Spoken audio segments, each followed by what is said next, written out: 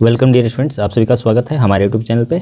हमारे पास है क्लास 7 का ये ज्योग्राफी का चैप्टर है, chapter 8 human environment interactions the tropical and the subtropical reason.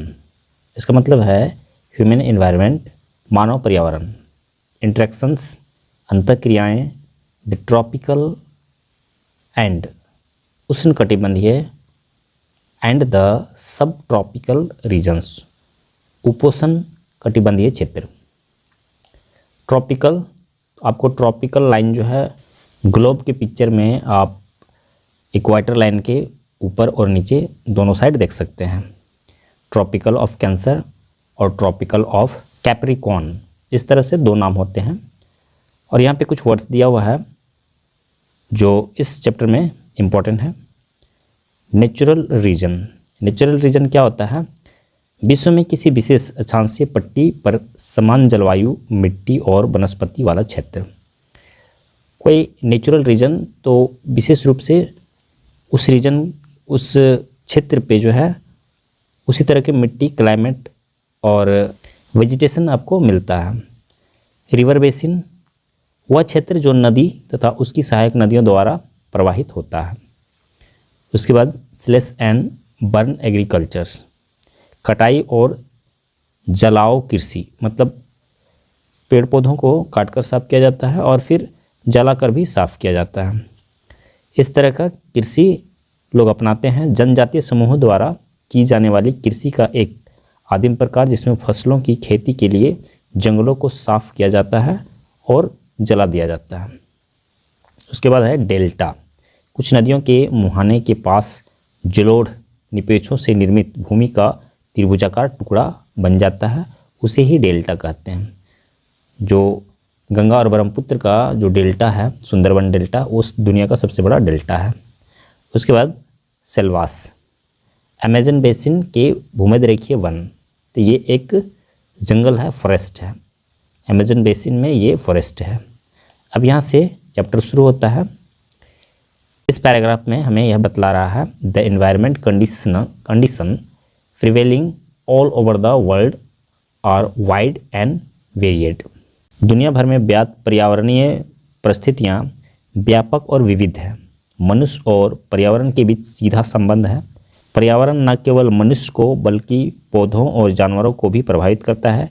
दुनिया के विभिन्न हिस्सों में लोगों की जीवन शैली काफ़ी हद तक जलवायु से प्रभावित होती है। इस प्रकार जलवायु को दुनिया के प्रमुख प्राकृतिक क्षेत्रों में विभाजन का आधार माना जाता है। एक प्राकृतिक क्षेत्र के भीतर जलवायु, मिट्टी और वनस्पति मोटे तौर पर एक समान होती है।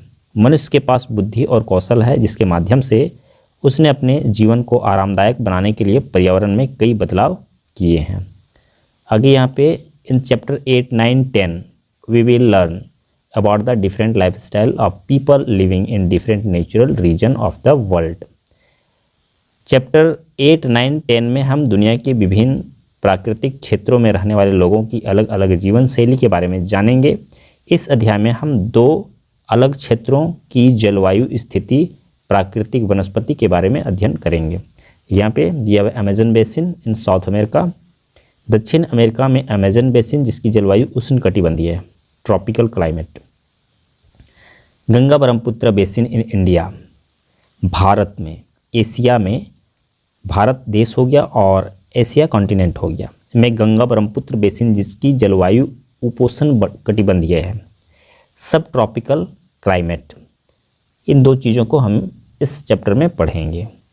तो आगे इस चैप्टर में यहाँ पे लाइफ इन अमेजन बेसिन सबसे पहले स्टार्ट होता है। अमेजन बेसिन में जीवन किस तरह का है? लोकेशन मतलब हो गया जगह। Amazon basin lies very close to the equator basin 10 degree north and 10 degree south latitude. Amazon basin भूमध्य रेखा के बहुत करीब 10 डिग्री उत्तरी और 10 डिग्री दक्षिणी अक्षांशों के बीच स्थित है। अमेजन बेसिन का एक बड़ा हिस्सा ब्राज़ील में स्थित है, जो उत्तर में गुयाना हाईलैंड और दक्षिण में ब्राज़ीलियाई हाईलैंड के बीच स्थित है। इस पैराग्राफ में बतला रहा है the Amazon river is the world's largest river in terms of volume of water. पानी की मात्रा के मामले में अमेज़न नदी दुनिया की सबसे बड़ी नदी है। यह नदी एंडीज पर्वत से निकलती है, उत्तर की ओर बहती है और अटलांटिक महासागर में मिल जाती है। अमेज़न दक्षिण अमेरिका की सबसे महत्वपूर्ण नदी है। यह दुनिया की दूसरी सबसे लंबी नदी है, कम से कम 6400 किलोमीटर। अमेज़न बेसिन से उत्तर और दक्षिण की ओर से कई सहायक नदियां अमेज़न में मिलती है। अमेज़न बेसिन लगभग कितना दिया हुआ है? 100,000, 10,000, लाख, 10 लाख, मतलब हो गया 70,000 वर्ग किलोमीटर में फैला हुआ है और इसमें 6 देशों के हिस्से शामिल हैं, अर्थात Brazil, Peru, Bolivia, Ecuador, Colombia और वेनेजुएला। यह दुनिया का सबसे बड़ा नदी बेसिन है। ये दुनिया का सबसे बड़ा नदी बेसिन है। तो ये 6 देशों में फैला हुआ है, इतना स्क्वायर किलोमीटर में, काफ़ी बड़ा, सबसे बड़ा हो गया। उसके बाद यहाँ पे यहाँ का क्लाइमेट, जलवायु जिसको बोलते हैं, ये दिया हुआ है और इसे बतला रहा है the Amazon basin lies close to the equator and hence it has a hot and wet climate throughout the year. Amazon basin भूमध्य रेखा के करीब स्थित है। इक्वेटर मतलब हो गया भूमध्य रेखा के करीब स्थित है और इसलिए यहाँ साल भर गर्म और नम जलवायु रहती है। कोलंबिया का चाको क्षेत्र दुनिया के सबसे नम क्षेत्रों में से एक है। चाको क्षेत्र, चाको, इस तरह का ये नाम जो है आपको जीके के रूप में भी आप इसको यूज़ कर सकते हैं। ये फिगर दिखाया गया है अमेज़न बेसिन का, ये फिगर है अमेज़न बेसिन, यहाँ पे देख सकते हैं लिखा हुआ है। और इसके आगे इसकी और भी जानकारी दी हुई है। Humidity is very high and one feels sticky here. दुनिया में सबसे ज़्यादा नमी होती है और यहाँ चिपचिपाहट महसूस होती है। इस क्षेत्र में कोई सूखा मौसम नहीं होता। यहाँ सालाना बारिश 200 सेंटीमीटर से ज़्यादा होती है। दोपहर के दिन के किसी भी दूसरे हिस्से की तुलना में ज़्यादा बारिश होती है। इसके साथ ही गरज और बिजली भी चमकती है। गर्म क्षेत्र है जिसकी वजह से वहाँ पे ज़्यादा बारिश होती है। Natural vegetation and wildlife, प्राकृतिक वनस्पति और वन्य जीवन। फ्लोरा वनस्पति है। The tropical rain forest called selvas are found in Amazon basin. Selva नामक उष्णकटिबंधीय वर्षा वन अमेज़न बेसिन में पाए जाते हैं। यहाँ उगने वाले पेड़ पौधे, पेड़ ऊंचे, घने और सदाबहार होते हैं। महोगनी, आबनूस, रबर और शीशम जैसे पेड़ आम हैं, मतलब सामान्य हैं। जंगलों से मिलने वाले अन्य उत्पाद रबर, कोको, नट्स, गोंद, कॉर्क, रेजिन और मोम हैं। सिनकोना पेड़ों की छाल से कुनैन प्राप्त होती है। निचले स्तरों पर झाड़ियों और लताओं के साथ घनी झाड़ियाँ हैं। ज़्यादातर पेड़ दृढ़ लकड़ी के होते हैं। दृढ़ मतलब कठोर लकड़ी के होते हैं, जिससे जंगल का व्यावसायिक दोहन मुश्किल हो जाता है। विशाल अमेज़न क्षेत्र दुनिया का सबसे बड़ा और शायद सबसे पुराना वन क्षेत्र है। यहाँ पे कमर्शियल एक्सप्लोटेशन नहीं हो पाता, मतलब इन पेड़ों को हम आसानी से काट कर बेच सकें इस तरह का नहीं होता है। जंगल इतना ज़्यादा घना होता है। आगे पैराग्राफ में यहाँ पे दिया गया फौना, जीव जंतु। फौना मतलब जीव जंतु। The Amazon basin has A rich variety of fauna. Amazon basin में जीव जंतुओं की समृद्ध विविधता है। अमेज़न बेसिन के वर्षा वनों में असंख्य जानवर, पक्षी, सरीसृप, रेप्टाइल जिसको कहते हैं, और कीड़े मकोड़े पाए जाते हैं, कुछ अनोखे और कुछ खतरनाक। सबसे प्रसिद्ध है एनाकोंडा, पाइथन अजगर ही होता है। एक विशाल 10 से 12 मीटर लंबा सरीसृप, विशाल चींटीखोर, आर्मडिलो, प्यूमा, जगुआर, इगुआना और प्राइमेट की एक बड़ी विविधता है। गैको, टुकेन और हमिंगबर्ड जैसे पक्षियों की एक समृद्ध विविधता सामान्य है। इन जंगलों और जल में कीटों और मछलियों की कई प्रजातियां प्रचुर मात्रा में पाई जाती है। मांस खाने वाली मछली पिराना अमेजन नदी और उनकी सहायक नदियों में पाई जाती है। आगे यहाँ पे लाइफ ऑफ द पीपल, लोगों का जीवन। The Amazon basin is inhabited bye tribal people. Amazon basin में आदिवासी लोग रहते हैं। वे शिकार, मछली पकड़ने और भोजन इकट्ठा करके अपना भोजन प्राप्त करते हैं या जीवन यापन करते हैं। वे स्लेश और बर्न कृषि का अभ्यास करते हैं और मुख्य रूप से टेपियोका, शकरकंद और अनानास उगाते हैं। पूरे बेसिन में उगाई जाने वाली सबसे आम फसल मैनियोक है, जिसे कसावा के नाम से भी जाना जाता है। वर्तमान में कृषि के लिए भूमि उपलब्ध कराने के लिए जंगलों को साफ कर दिया गया है। इस बेसिन में गन्ना, कॉफ़ी, मक्का और कोको जैसी नकदी फसलें उगाई जाती है। नकदी फसलें जिसको कैश क्रॉप कहा जाता है। आगे यहाँ पे इस पैराग्राफ में दिया हुआ है, कुछ लोग पेड़ों की शाखाओं और पत्तियों से बने छोटे छप्पर वाले घरों में रहते हैं। बेसिन में रहने वाले लोग झूला नामक एक लटकते हुए सोफे पर आराम करना पसंद करते हैं, जो हमाका पेड़ की छाल से बना होता है। वहाँ अन्य बड़े अपार्टमेंट जैसे घर भी हैं, जिन्हें मालोका कहा जाता है, जिनकी छतें ढलानादार होती है, मतलब स्लोपिंग रूफ होता है। और यहाँ पे last paragraph, life of the people in the basin is changing slowly. Basin में लोगों का जीवन धीरे धीरे बदल रहा है। परिवहन के विकास के साथ अधिकांश वर्षावन सुलभ हो गए हैं। ट्रांस अमेजन राजमार्ग सबसे बड़ा राजमार्ग है। और आगे इस पेज पे दिया गया है सबसे बड़ा और इम्पॉर्टेंट प्रमुख राजमार्ग, सबसे महत्वपूर्ण राजमार्ग है। और आगे दिया गया है, it has made all parts of the forested region accessible. इसने वन क्षेत्र के सभी हिस्सों को सुलभ बना दिया है। खनन, खेती, मछली पकड़ने और परिवहन के बेहतर तरीकों के साथ बेसिन की संपदा का तेज़ी से दोहन और विकास किया जा रहा है। दोहन मतलब निकाला जा रहा है। एक कृषि प्रधान राष्ट्र होने से यह औद्योगिक विकास की ओर बढ़ रहा है। मनोस एक लोकप्रिय बंदरगाह है। बेलम अब केले और ताड़ के पेड़ों के बागों से घिरा हुआ है।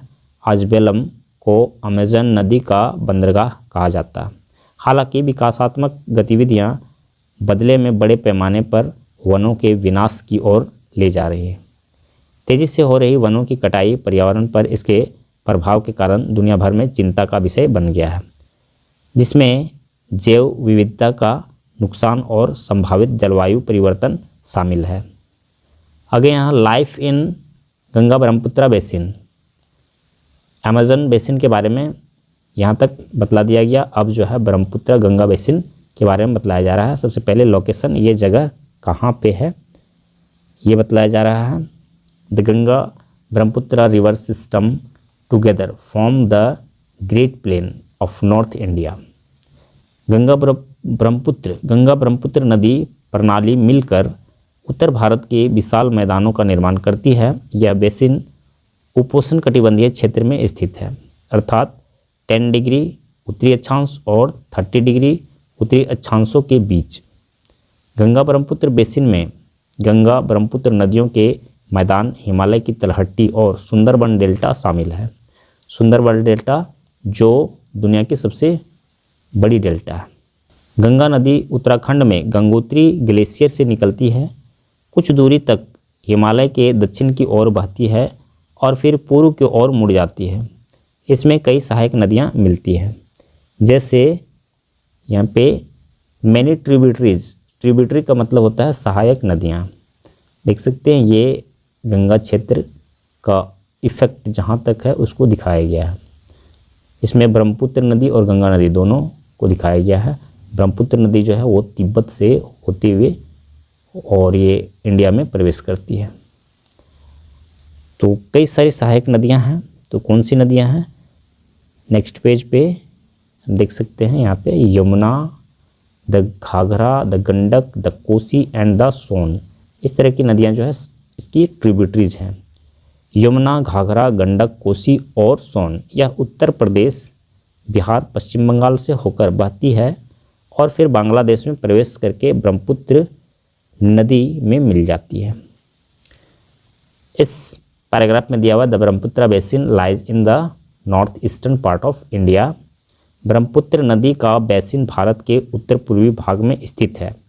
ब्रह्मपुत्र नदी तिब्बत में मानसरोवर झील के पास चेमायुंगडुंग ग्लेशियर से निकलती है। चेमायुंगडुंग ग्लेशियर से निकलती है। यह नदी अरुणाचल प्रदेश से होकर भारत में प्रवेश करती है। और आगे इस पैराग्राफ में बतलाया गया है the Ganga and the Brahmaputra rivers join together to form the largest delta in the world known as the Sundarbans.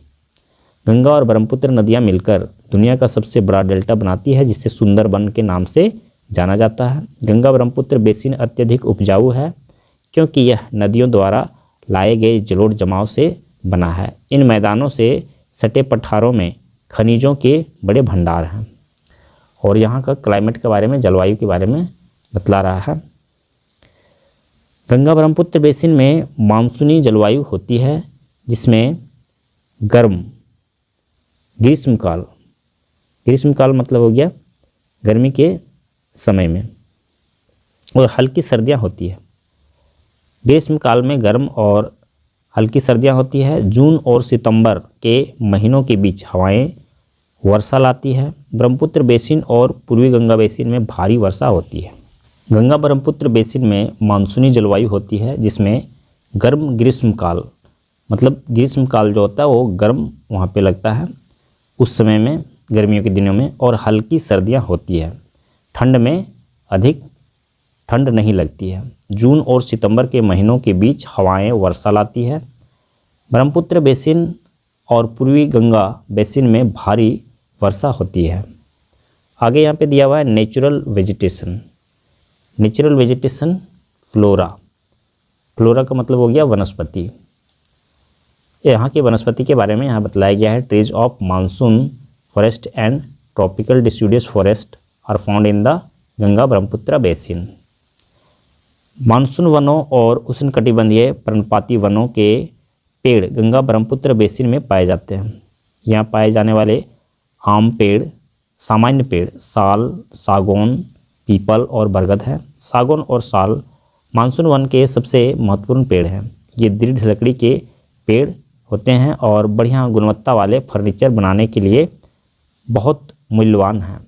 चंदन, शीशम, आबनूस, शीशम और महुआ आर्थिक महत्व के अन्य पेड़ हैं। और आगे यहाँ पे फौना के बारे में, फौना मतलब हो गया जीव जंतु।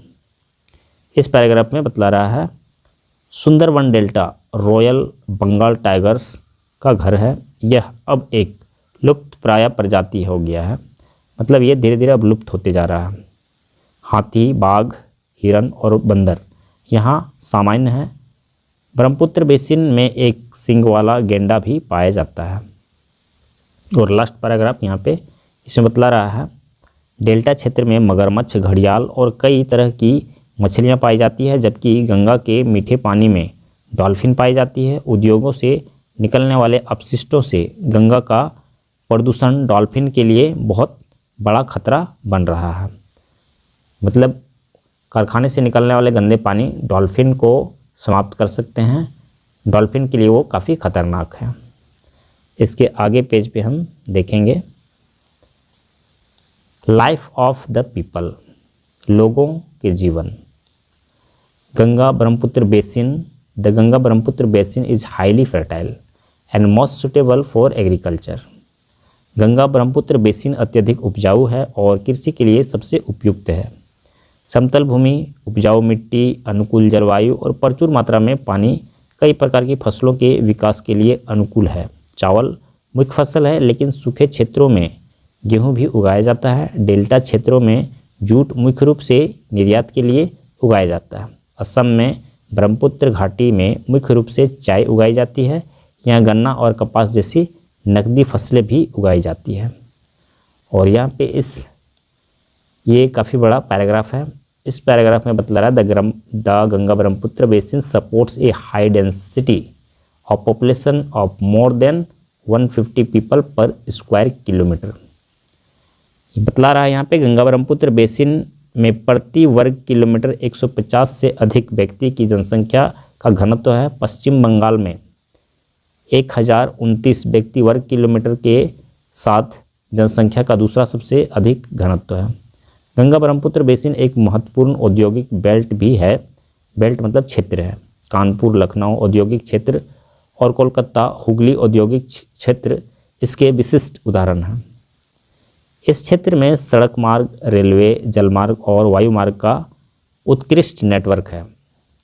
दिल्ली, कानपुर, इलाहाबाद, वाराणसी, पटना और कोलकाता जैसे कई महानगरीय शहर और कस्बे नदी बेसिन के किनारे विकसित हुए हैं। कोलकाता हुगली नदी पर एक महत्वपूर्ण बंदरगाह है। पर्यटन भी एक महत्वपूर्ण गतिविधि है क्योंकि यहाँ कई ऐतिहासिक स्मारक हैं, जैसे आगरा में ताजमहल, बिहार और उत्तर प्रदेश में बौद्ध स्तूप, हरिद्वार, ऋषिकेश और मथुरा जैसे धार्मिक शहर, लखनऊ का इमामबाड़ा है। और यहाँ पे चैप्टर समाप्त हो जाता है। समरी दिया हुआ है, मैं समरी पढ़कर बतला दे रहा हूँ। फर्स्ट पॉइंट में दिया हुआ है विश्व के विभिन्न प्राकृतिक क्षेत्रों में रहने वाले लोगों की जीवन शैलियाँ भिन्न भिन्न होती है, जो भिन्न भिन्न पर्यावरणीय परिस्थितियों से प्रभावित होती है।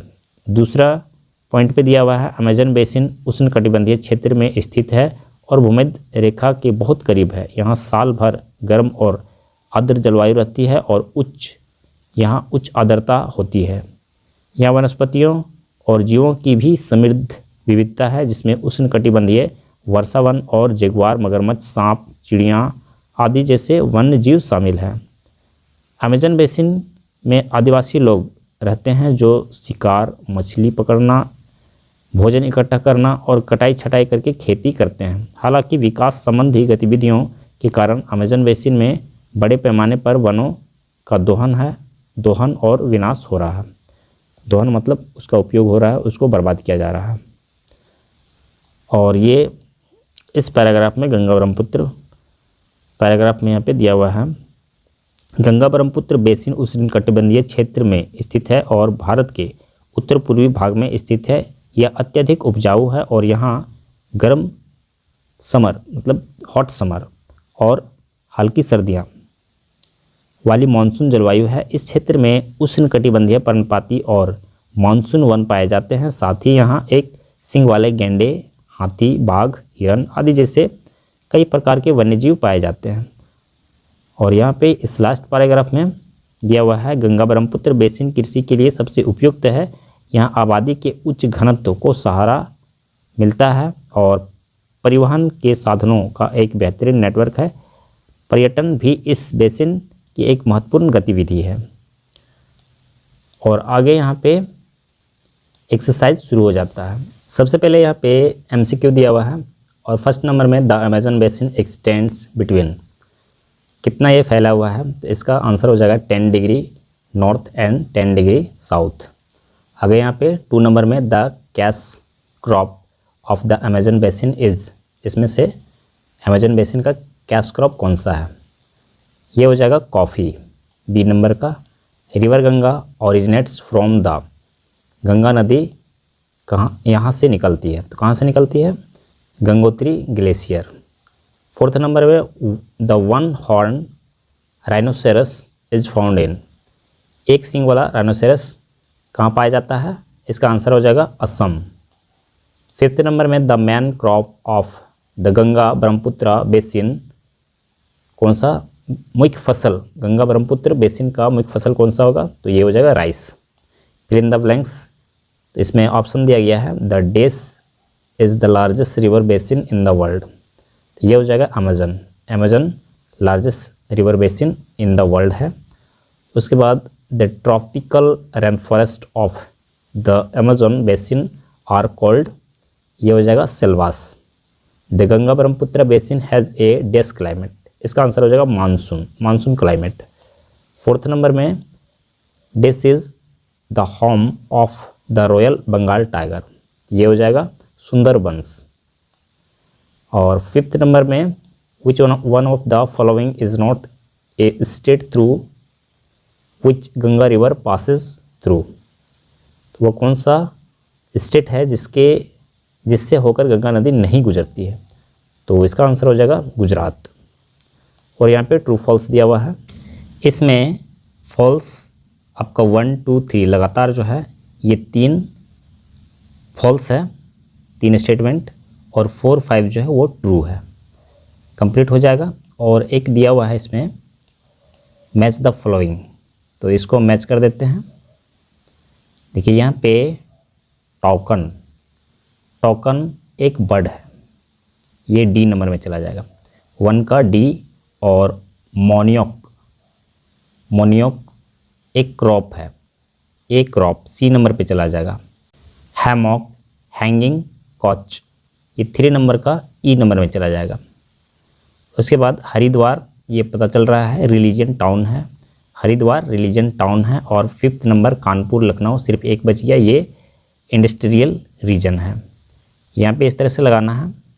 1 नंबर का बर्ड में चला जाएगा, 2 नंबर का क्रॉप में चला जाएगा, 3 नंबर का ई नंबर हैंगिंग गार्डन में चला जाएगा, हरिद्वार रिलीजन टाउन में चला जाएगा, रिलीजियस टाउन में, और 5th नंबर का कानपुर लखनऊ इंडस्ट्रियल रीजन में चला जाएगा। और यहाँ आगे शॉर्ट क्वेश्चन दिया गया है। इन सभी शॉर्ट क्वेश्चन का आंसर आपको डिस्क्रिप्शन बॉक्स में मिल जाएगा, और लॉन्ग क्वेश्चन जितने हैं उन सभी का आंसर भी आपको डिस्क्रिप्शन बॉक्स में मिल जाएगा।